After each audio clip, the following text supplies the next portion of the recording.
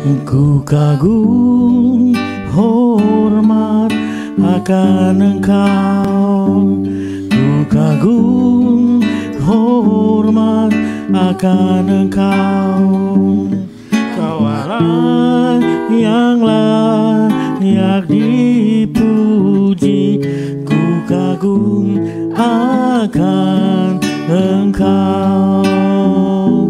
Ku kagum akan Engkau. Ku kagum akan Yesus.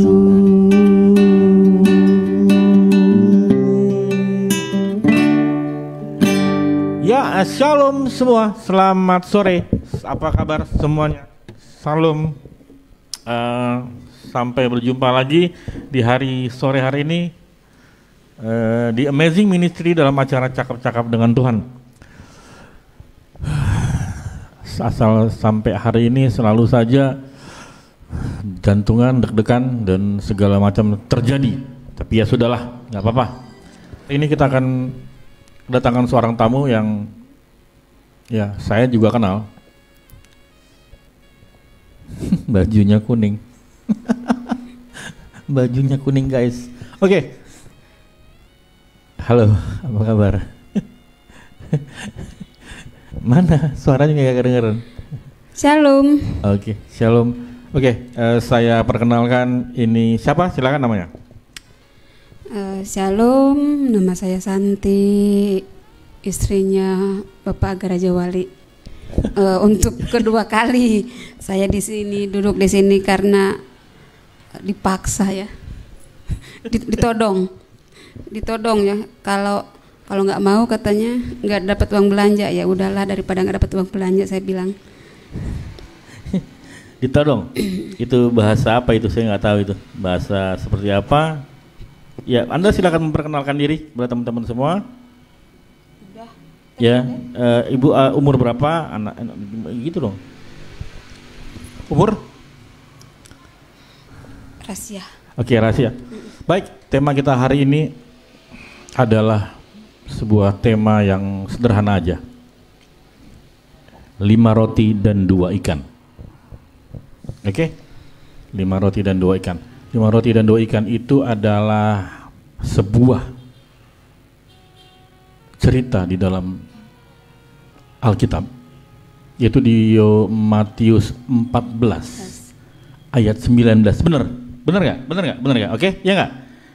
Ya kan, kita tes dulu, benar nggak? Oke, saya bacakan dulu Matius 14 ayat 19. Lalu disuruhnya orang banyak dia itu duduk di rumput. Dan setelah diambilnya 5 roti dan 2 ikan itu, Yesus menengadah ke langit dan mengucapkan berkat, lalu memecah-mecahkan roti itu dan memberikannya kepada murid-muridnya. Lalu murid-muridnya membagi-bagikannya kepada banyak orang. 5 roti dan 2 ikan itu buat berapa orang? 5.000. Belum. Yang 5.000 belum anak-anak dan perempuan. Jadi kira-kira berapa orang? Ya, bisa jadi sekitar 15 ke 20 ya. Karena anak-anak biasanya kan satu keluarga itu bisa 2, 3 bahkan lebih kan. Ya, kira-kira 15 sampai 20.000. Oke. Orang. Kita ambil tengah aja 10.000, boleh? Oke. 5 roti dan 2 ikan. Itu adalah modal. Modal. 5 roti dan 2 ikan. Kita belum bahas ini, kita santai-santai dulu teman-teman, kita santai-santai dulu. 5 roti dan 2 ikan, oke? Saya boleh nanya, rotinya roti merek apa? Sari roti kali ya. Sari roti. Bisa menjawab? Enggak. Oke. Yang jelas itu roti. Boleh saya tanya, 2 ikan itu yang 2 biji itu ikan apa? Mungkin ikan laut kali ya. Ya nggak mungkin lah ikan paus gitu yang besar gitu dia di bawah anak kecil. Ini kan sebenarnya bekal makan anak kecil itu kan. Okay. Tidak mungkin dia besar pun sekilo pun nggak mungkin gitu. Paling hanya ikan kecil aja itu. kita percepat. Setelah dia memberikan makan 5.000 orang tadi, sisanya berapa? 12 bakul kan? Satu bakul itu isi berapa ya?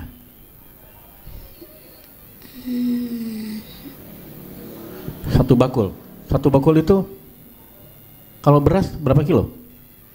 Ya tergantung sih berasnya, bakulnya besar atau kecil gitu. Yang bakul pasti sedang pasti 10 kilo muat. Muat lah, okay. 10 kilo ya. Jadi memberi makan dengan 5.000 orang dengan 5 roti dan 2 ikan. Kita kembali ke judul, boleh? Ibu Santi, apakah cukup kita orang dunia ini? Kita kan tinggal di dunia, ya. Lu kerja, gue kerja.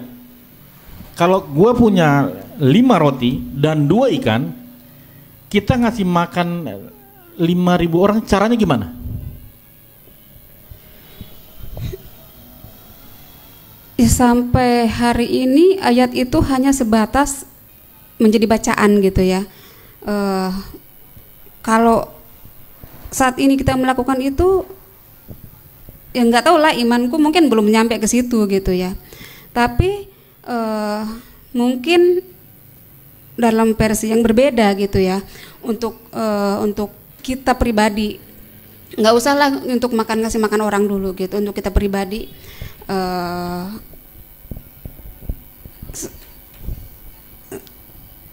saya punya kesaksian sebenarnya gitu. Punya kesaksian sekitar 2 minggu lalu lah. 2 minggu lalu saya pergi berbelanja ke seorang ibu. Waktu itu saya membeli sesuatu, saya nawar sama dia. Saya bilang gini, berapa ini Bu? Dia bilang 30.000, bisa kurang? Begitu saya tanya bisa kurang nggak, langsung dia nyerocos kemana-mana. Air matanya jatuh, tiba-tiba dia seolah menanggung beban yang sangat berat gitu. Kak, pelan-pelan, sabar, tenang. Hai, sabar. Ya kan? Sabar, oke. Saya tahu cerita itu tukang jengkol kan? Bapak dan Ibu semuanya, saya mau kasih tahu begini Bapak Ibu, kami berdua suami istri. Jadi cerita ini saya harus sedikit mempertegas supaya orang nggak bingung begitu. Yang kamu bilang tadi barusan adalah ibu tukang jengkol yang jualan jengkol, benar? Lanjut.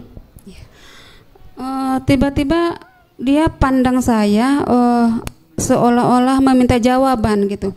Padahal waktu itu saya sangat buru-buru gitu. Jadi ceritanya seperti ini.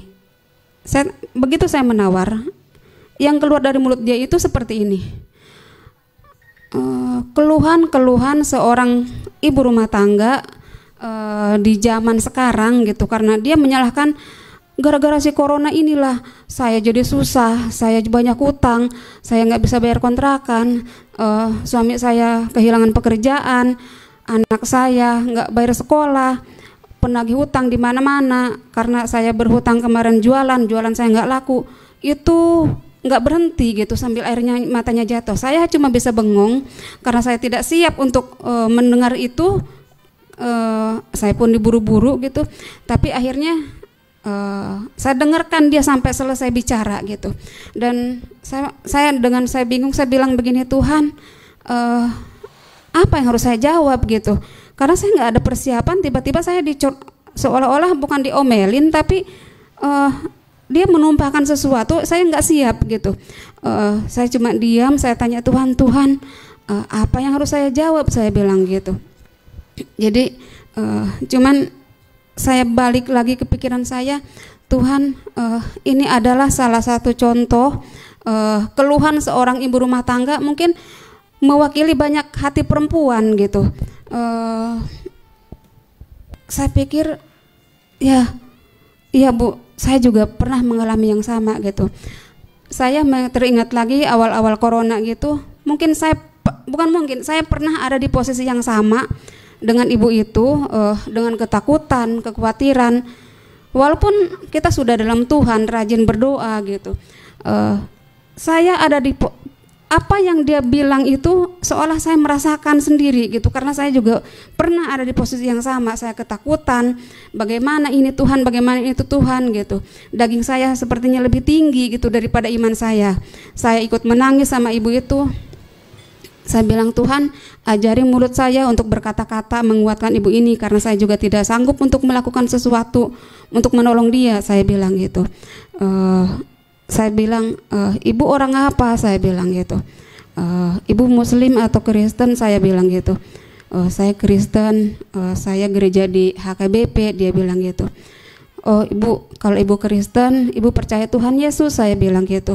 Ya, saya percaya, tapi saya sudah menjauh dari Tuhan karena saya kecewa sama Tuhan, karena hidup saya seperti ini. Dia bilang gitu. Saya bilang, Bu, kalau ibu terus menjauh dari Tuhan, bukan hal yang tidak mungkin kehidupan yang lebih buruk itu akan terjadi. Saya bilang gitu. Iya, tapi bagaimana? Suami saya tidak bekerja, begini-begini semua gitu. Saya pun sudah lama tidak bergereja, saya pun sudah lama tidak berdoa. Dia bilang gitu. Saya bilang tuh, Bu, ikut Tuhan juga bukan hal yang mudah. Tetapi kalau kita memilih ikut Tuhan, berdoa gitu, ibu punya agama tidak menjamin ibu diberkati, sukacita, enggak menjamin, Bu.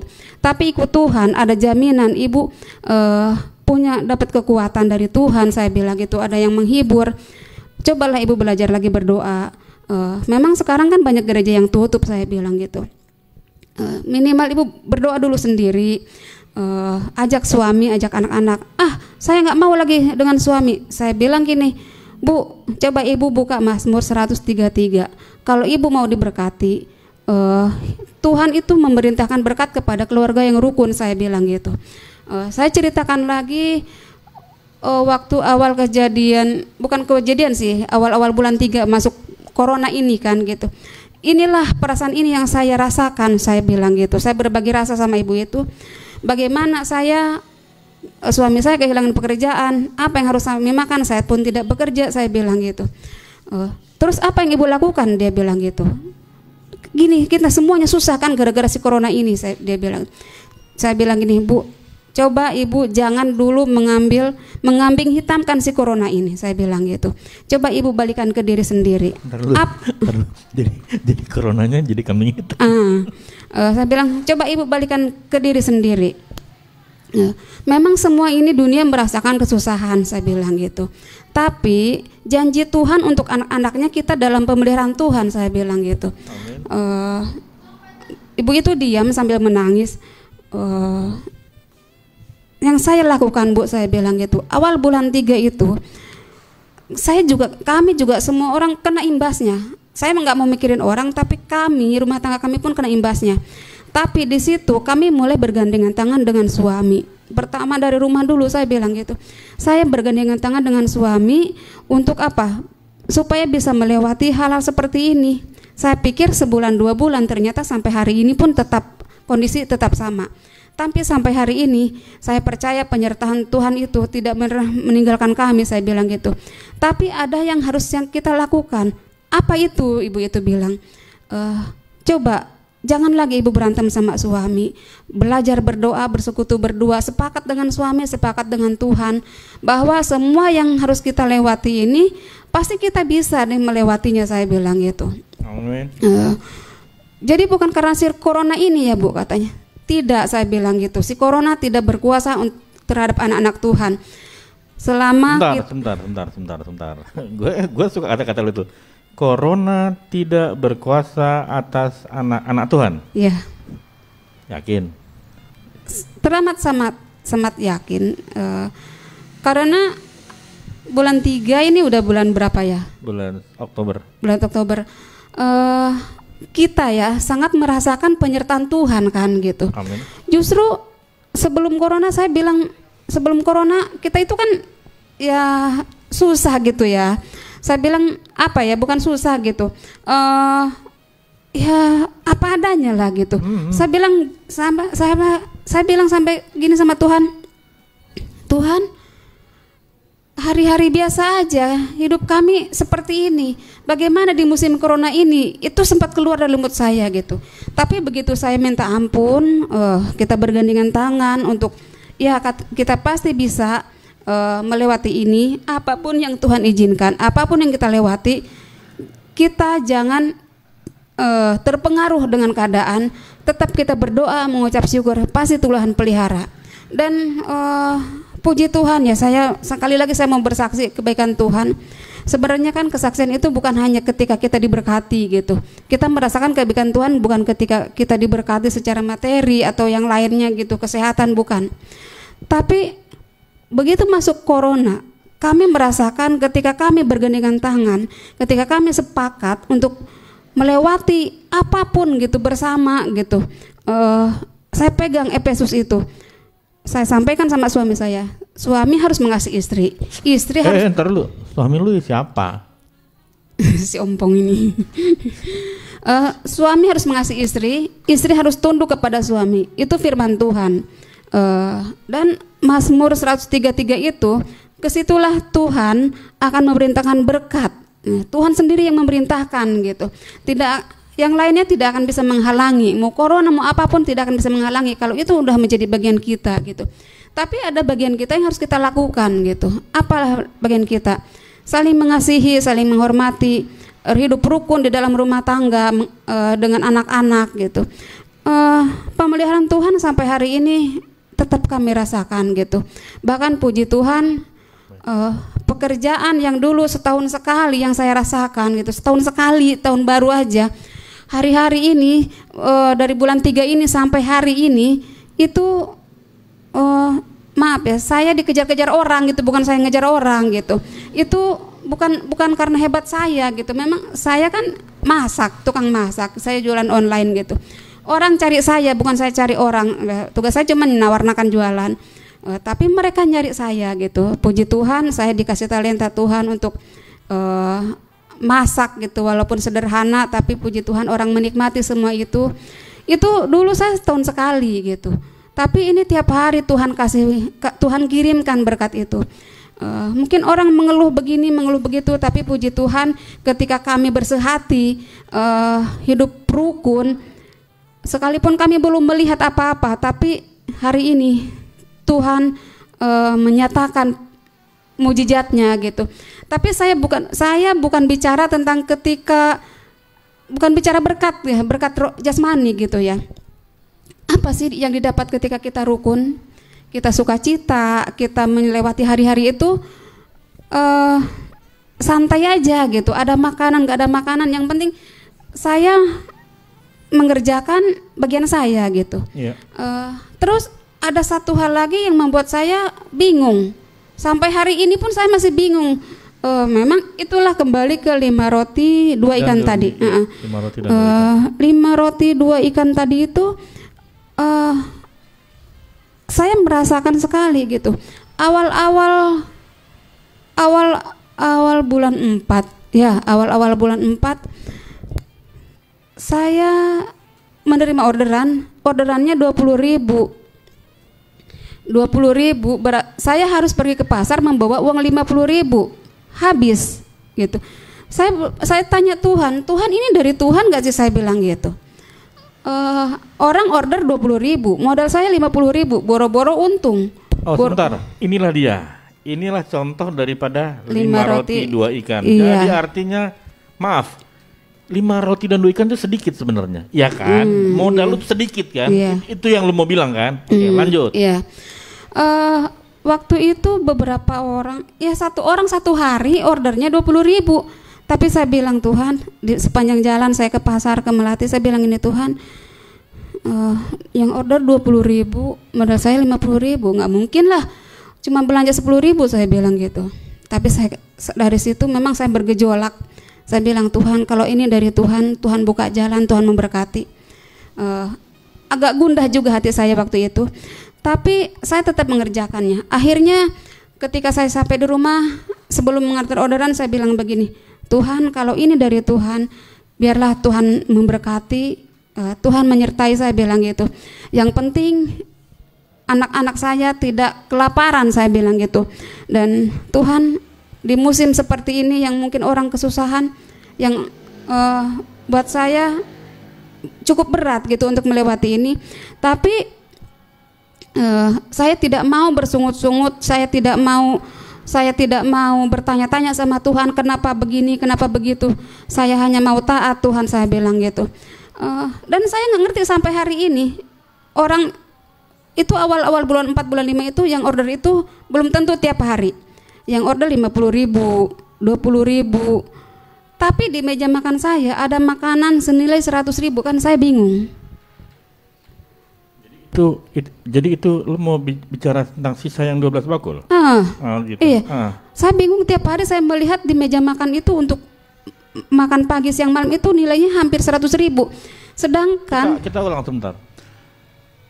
Pesanan order 20.000, modal 50, modalnya 50.000. Nggak cukup, rugi yang ada. Tetapi di meja makan ada makanan senilai 100.000.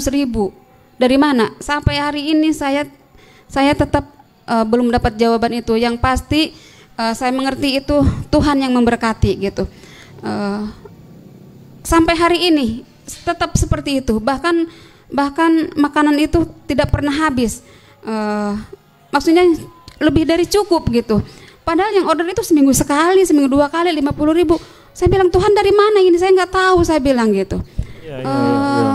Saya bilang begini, Tuhan, apa ya gitu. Memang Tuhan Yesus itu dahsyat gitu. Kalau memang kita mengucap syukur dengan apa yang ada di depan mata gitu, apa yang kelihatan itu, ya mengucap syukur bahwa sama Tuhan. Kan Tuhan Yesus aja mengajari ketika dia memecah-mecahkan roti, Tuhan sisanya 12 bakul kan. Ketika Tuhan Yesus memecahkan roti, dia mengucap syukur. Nah, di ucapan syukur itulah dan banyak terjadi mujizat. Ya, mereka semua makan kenyang. Iya. Ternyata di ucapan syukur itulah semua mujizat Tuhan itu. Di ucapan syukur banyak mujizat terjadi. Artinya ketika kita mengucap syukur, tidak ada sungut-sungut, tidak ada ketakutan, tidak ada kekhawatiran. Ketika kita mengucap syukur, Tuhan yang menyediakan makanan kita. Bukan kerja keras kita, bukan apa yang kita lakukan, tapi semua murni pekerjaan Tuhan. Semua murni pekerjaan Tuhan. Iya, cuman doa saya cuman begini, Tuhan, saya tidak mau jadi sandungan untuk orang lain, untuk keluarga. Saya tidak mau meminta, saya bilang gitu. Tuhan tolong saya tidak mau jadi sandungan, hanya itu aja. Tuhanlah kehidupan saya, Tuhan yang mau cukupkan. Saya tidak mau meminta, dan saya pun juga tidak mau jadi sandungan, saya bilang gitu. Hanya itu doa saya sama Tuhan. Jadi itulah yang saya bagikan ke ibu itu gitu, ke ibu si tukang sayur penjual itu. Jengkol. Iya. Jadi dia terdiam menangis, dia bilang begini, ya saya tiap hari berantem, tiap hari penagih hutang datang. Tiap hari anak-anak saya merengek begini, tiap hari begini, semua dia keluhan. Saya bilang, Bu, coba ganti keluhan ibu itu dengan ucapan syukur. Terus dia bilang, bagaimana saya mengucap syukur? Apapun nggak ada, dia bilang. Bu, dengan mengucap syukur. Sebentar. Gimana saya mau mengucap syukur? Apapun nggak ada. Iya. Terus? Saya bilang, Bu, ini sudah pernah saya lewati. Tuhan kita sama, saya bilang gitu. Ibu belajar berdoa lagi, bangkitkan iman ibu kalau ibu percaya, saya bilang gitu. Iya, memang saya sudah lama tidak berdoa, dia bilang gitu. Terus mari berdoa lagi. Akhirnya kami berdoa bersama. Saya bilang, doakan jualan ibu itu biar diberkati Tuhan. Akhirnya kami berdoa di situ di pinggir jalan, nangis dia. Saya minta ampun sama Tuhan Yesus, saya bilang gitu. Tuhan kita sama, ibu dan saya itu tidak berbeda, saya bilang gitu. Tuhan kita sama, saya dan ibu seorang ibu rumah tangga yang banyak pergumulan, mungkin suami kita sama-sama sedang tidak bekerja, tidak ada bedanya. Mungkin saat ini, hari ini saya lagi kuat, ayo ibu juga harus kuat, saya bilang begitu. Jadi iya, ibu itu kembali tertawa, tersenyum, dan besoknya saya kembali ke tempat itu. dia sudah ketawa-ketawa, jingkrak-jingkrak dia di situ melayani pembeli gitu. Saya bilang, Tuhan terima kasih. Artinya dengan kondisi yang seperti ini, keadaan yang si corona itu gitu, Tuhan ingin dikenal sebenarnya gitu. Tuhan ingin diandalkan, Tuhan ingin kita lebih dekat lagi dengan ya jam-jam doa gitu kan, dengan hubungan kita pribadi dengan Tuhan lewat kehidupan kita di rumah tangga, di luar gitu. Tuhan ingin kita berdampak bagi orang lain, bukan kita ketika Tuhan mengizinkan semua ini kan seizin Tuhan kan kondisi seperti ini.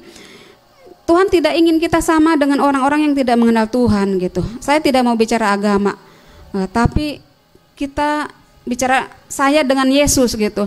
Tuhan bilang, apa dampakmu gitu sebagai kau yang percaya aku sebagai Tuhanmu gitu. Hanya itu aja gitu. Di tengah kekurangan, mungkin di tengah kekurangan, di tengah sebentar, gue suka tuh. Apa dampakmu ketika kau menjadikan saya Tuhan itu? Terus? Ya. Apa dampakmu ketika kau menjadikan aku sebagai Tuhan di tengah kondisi seperti ini, apapun yang enggak kau lihat. Guys, sebentar. Jadi di situasi yang sulit saat ini, ya, artinya kita disuruh berdampak, begitu? Ya. Dampak yang mana nih? Ya, berdampak lewat kehidupan. Ya tentu saja pasti lewat kehidupan, perilaku, ucapan, pikiran, karena hati gitu kan. Itu kan harus selaras gitu. Jangan ya di mulut manis, hati bersungut-sungut. Nggak seperti itu gitu. Tuhan ingin kita berdampak bagi orang lain, bagi diri sendiri, ya terutama dari rumah dulu gitu. Kita berdampak untuk lingkungan, untuk semua yang ketika yang kita lewati itu gitu. Kita harus berdampak di situ. Ya. Oke, itu pandangan lo. Gue agak sedikit menyinggung masa lalu lo, boleh? Boleh. Lo kan murtadin.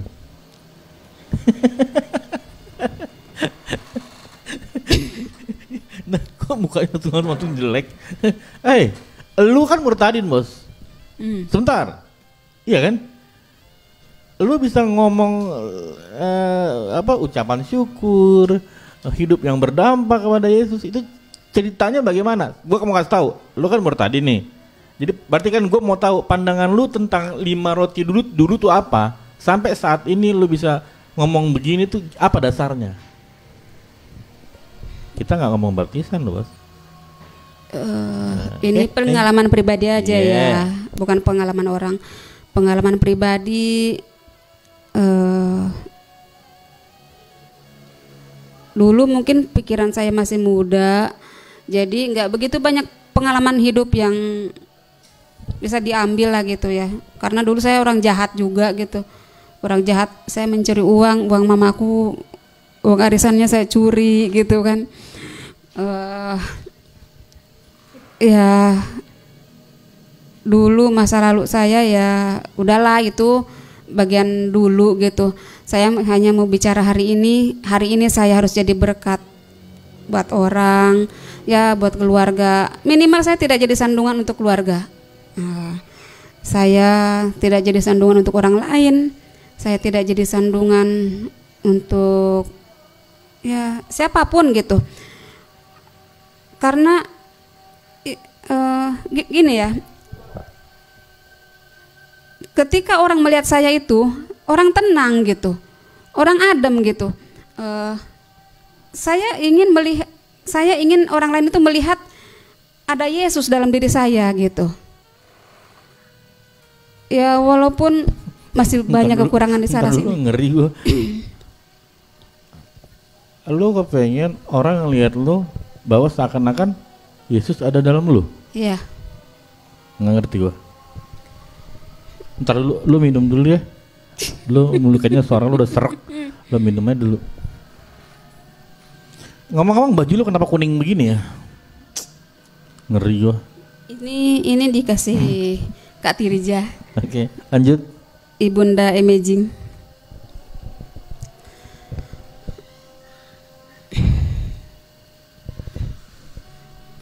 Apa ya? Ya, kita harus berdampak. Apalagi saya sebenarnya banyak berbicara khususnya untuk ibu-ibu ya, karena beban kita sama, pergumulan kita sama gitu, banyak yang sama lah. Ketika suami tidak lagi sepenuhnya untuk apa ya, memenuhi semua kebutuhan rumah tangga gitu, dan kita juga harus turun tangan untuk saling menopang. Nah, saling menopang ini itu yang paling perlu di rumah tangga itu. Nah, ketika si perempuan atau seorang istri bisa menopang kehidupan rumah tangganya, jangan pernah meninggikan diri terhadap suaminya. Cut dulu. Kalau bininya masih nongkrong di kafe sendirian dan kawan-kawannya, lu kenapa ketawa? Lu ngomong kita menopang suami dalam doa. Makanya gue tanya, kalau bininya masih nongkrong-nongkrong sama teman-teman di kafe, salah? Saya tidak mengurusin orang, karena saya juga nggak pernah nongkrong di kafe sendirian sama teman-teman, jadi nggak ngerti caranya gitu. Itu biarlah bagian mereka gitu. Tapi saya hanya ingin berbagi untuk ibu-ibu rumah tangga yang bebannya seperti saya, ngurus suami, ngurus anak, yang ya mungkin uang belanja kurang gitu ya, dan kita harus putar otak, bahkan untuk diri sendiri aja nggak punya waktu gitu, bahkan mandi aja mungkin yang biasa 1 jam ini cuma 1 menit gitu.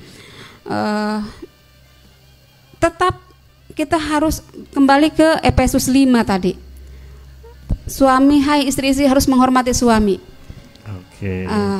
Itu istri juga saya pegang. Terus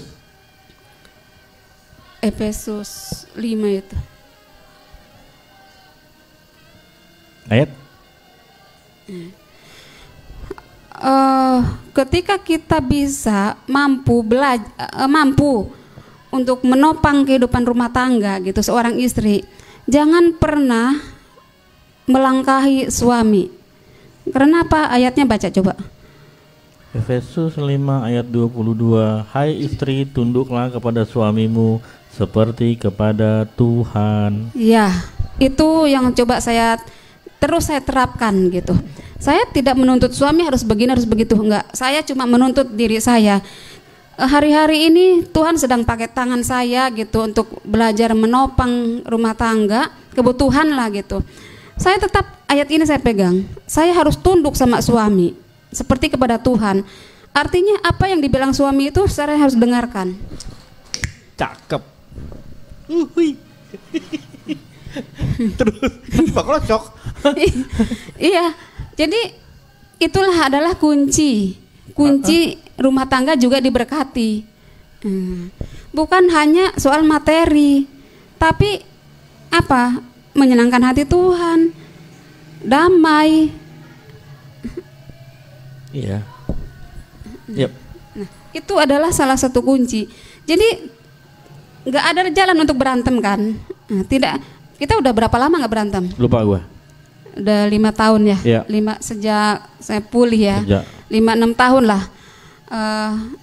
Kami berdua sudah tidak berantem lagi, mungkin sekitar 5-6 tahun sejak kami dipulihkan Tuhan gitu. Puji Tuhan. Bukan karena kami semua ada apa-apa gitu. Bahkan kami hanya makan Indomie, uang cuma 10.000 di kantong, tapi kami ketawa-ketawa. Saya bilang jangan, yang penting nggak apa-apa. Kita nggak puasa pun nggak apa-apa. Yang penting kita jangan berantem, jangan ya pokoknya jangan sampai ribut lah di rumah ini, saya bilang gitu. Kita hari ini cuma makan Indomie, uang kita 10.000. Mungkin besok lusa uang kita banyak. Saya bilang cuma gitu aja, ketawa-ketawa sama suami. Walaupun kadang hati saya, aduh Tuhan bagaimana ini. Tapi itu berlalu sampai hari ini. Nyatanya dia makin gemuk, saya makin kurus. cengengesan. Udah, terus? Ya, itu untuk para istri tetap kuat, tetap mengandalkan Tuhan. Jangan bersungut-sungut, karena saya berpikir kejadian 2 minggu itu adalah apa ya, mewakili banyak hati perempuan lah seperti itu gitu. Kondisi sulit saat ini itu bukan hanya ibu itu aja gitu. Mungkin banyak sekali yang gitu, cuman kita nggak tahu gitu ya. Ya, saya bersyukur untuk Tuhan Yesus yang terus mengingatkan saya gitu bahwa kita harus melihat keadaan dunia juga yang memang benar-benar kita sangat membutuhkan Tuhan hari-hari ini. Kita nggak bisa nggak ada Tuhan Yesus.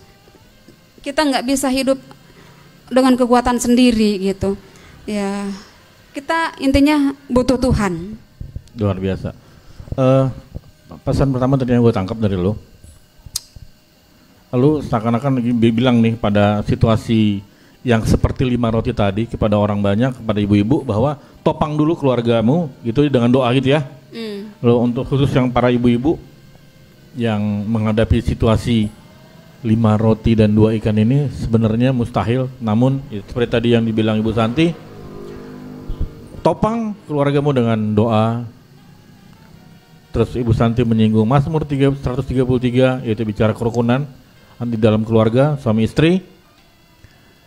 Saya rasa itu juga cukup jelas. Cuma gue mau lihat satu pandangan lu dulu, satu pandangan lu, terakhir aja nih. Lu belum jawab. Lu kan murtadin. Jadi lu ketika lu baca 5 roti dan 2 ikan ini, di otak lu tuh Tuhan itu tukang sulap atau apa gitu. Setelah lu baca ini untuk pertama kalinya, ketika kita sepakat bahwa kita akan bahas 5 roti dan 2 ikan ini, emangnya Tuhan tuh tukang sulap?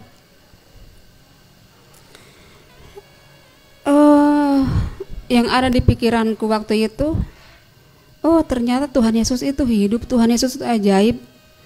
Bahkan dia bisa lebih dari ini gitu. Itu yang ada di pikiranku. Ini kan bicara berkat ya kan? Bicara berkat itu 5 roti 2 ikan itu bicara berkat gitu. Terus bagaimana kalau Tuhan lebih dari ini pun Tuhan sanggup gitu. Tapi bagaimana ketika Tuhan tidak bisa mengadakan itu? Maksudnya? Ketika Tuhan, dia bukan tidak sanggup, tapi ketika Tuhan saat itu tidak mengadakan mujizat 5 roti 2 ikan itu, apa reaksi kita gitu? Bersungut-sungut? Ini kan udah pasti bersyukur dong. 5 roti 2 ikan membuat orang bersyukur. Sisanya 12 bakul. Mereka makan kenyang. Akhirnya mereka bersyukur. Banyak di situ kata Tuhan bilang kan, maka orang berbondong-bondong mengikut Tuhan. Nah, terus ketika bagaimana? Pertanyaannya, bagaimana ketika Tuhan tidak mengadakan mujizat itu dengan 5 roti 2 ikan? Tuhan tidak mengadakan memperbanyak makanan itu. Apa yang keluar dari mulutmu gitu? Apa reaksi lu? Apa yang keluar? Bisa aja kan seperti ya contohnya ibu itu gitu kan, mungkin yang lain. Tuhan di mana gitu? Ada nggak sih Tuhan itu gitu? Tuhan di mana gitu? Udah pasti kan? Tapi dengan mujizat ini mereka bersyukur kan? Karena ada makanan gitu. Nah, bagaimana kita bersyukur ketika Tuhan mengizinkan kita harus melewati mungkin dengan berpuasa, tidak ada makanan. Apa reaksi kita? Itu yang paling perlu. Itu levelnya lain lagi, Bos. Itu serem banget itu. Itu yang paling perlu. Lo kan mau ngomong begini, seandainya kejadian tidak terjadi, apa reaksimu? Apa reaksi? Kan? Iya. Seandainya Tuhan tidak tolong lu, apa reaksimu? Apa reaksi lu? Iya. Masih nggak kita bisa mengucap syukur? Masih nggak kita bersyukur? Masih nggak kita mau ngejar-ngejar Tuhan? Seandainya Tuhan saat itu tidak mengadakan mujizat, untuk urusan perut aja lah dulu gitu, untuk nggak usah untuk yang lain. Masih nggak kita mengejar-ngejar Tuhan? Untuk urusan perut aja dulu ya gitu ya. Masih nggak kita mau ngejar-ngejar Tuhan? Itu sebuah challenge, itu sebuah tantangan buat kita semua. Enggak, bukan tantangan sebenarnya. Disitulah Tuhan mau iman kita naik.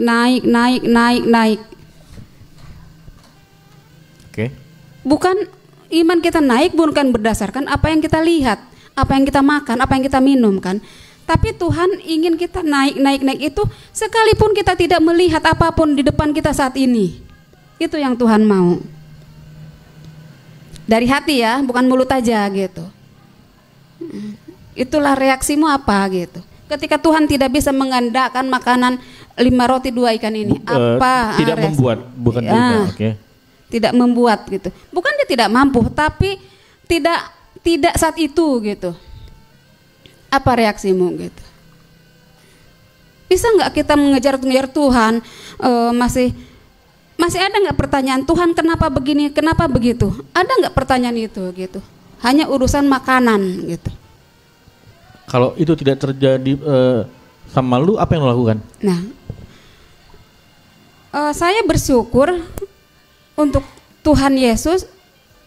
Saya diajari untuk itu gitu. Saya sudah diajari gitu. Sangat bersyukur ketika Tuhan mulai naikkan mengubahkan pola pikir saya gitu untuk memandang ke arah situ. Bukan ya ini bukan hanya makanan minuman gitu. Tapi saya bersyukur Tuhan mengajari bukan itu yang harus kau lihat, tapi harus kau lihat aku gitu. Sekalipun aku tidak memberkatimu, sekalipun aku saat ini mungkin tidak menyatakan mujizatku, Tuhan bilang, tapi aku mau, Tuhan bilang, kamu tetap percaya, tetap bersyukur kepadaku. Itu yang harus aku lakukan. Tetap percaya, tetap bersyukur. Ya. Oh, seram bos. Seram kan? Di situasi yang saat ini banyak yang ketakutan, banyak yang sudah tidak lagi bersyukur. Tapi sekarang lu bilang, sekalipun mujizat itu tidak terjadi, lu akan tetap bersyukur. Puji Tuhan. Itu pesannya. Ya, tetap bersyukur. Apapun resikonya. Ya, apa resikonya? Sekali ikut Tuhan, tetap ikut Tuhan. Sekali ikut Tuhan, tetap ikut Tuhan. Iya. Termasuk urusan pikul salib. Ya. Sekalipun tidak ada modal. Kita memulai dengan 20.000 perak loh. Kita memulai dengan 20.000, modal kita 20.000. Nah, terus? Ya sampai hari ini, lihat bahkan seolah-olah kita aja nggak punya waktu gitu untuk yang lain-lain. 5 roti dan 2 ikan itu kan modal, benar kan? Iya. Itu modal. Oke. Kalau orang yang nggak punya modal? Nggak mungkin lah, saya rasa nggak punya modal. Apa yang ada di sekeliling kita gitu. Bahkan maaf ya, sehelai plastik pun itu bisa dijadikan modal gitu kalau itu dari Tuhan. Oh. Apa daun pisang, selembar daun pisang pun itu bisa dijadikan modal, itu dari Tuhan. Kalau itu memang Tuhan berikan untuk dia gitu. Cuman itulah gunanya kita berdoa kan. Kita berdoa, tanya Tuhan, kalau ini Tuhan, kehendak Tuhan, Tuhan berkati, Tuhan sertai. Gak ada yang mustahil buat Tuhan gitu. Luar biasa. Jadi lo mau ngomong begini, apapun bisa Tuhan pakai untuk kita jadikan modal. Iya. Di dalam kehidupan kita, baik dalam kehidupan pekerjaan, pelayanan, apapun, Tuhan bisa pakai apapun untuk kita ini supaya kita lebih produktif. Itu maksud lo kan? Ya Tuhan juga nggak mau dong kita duduk-duduk malas-malasan. Kita kerjasama.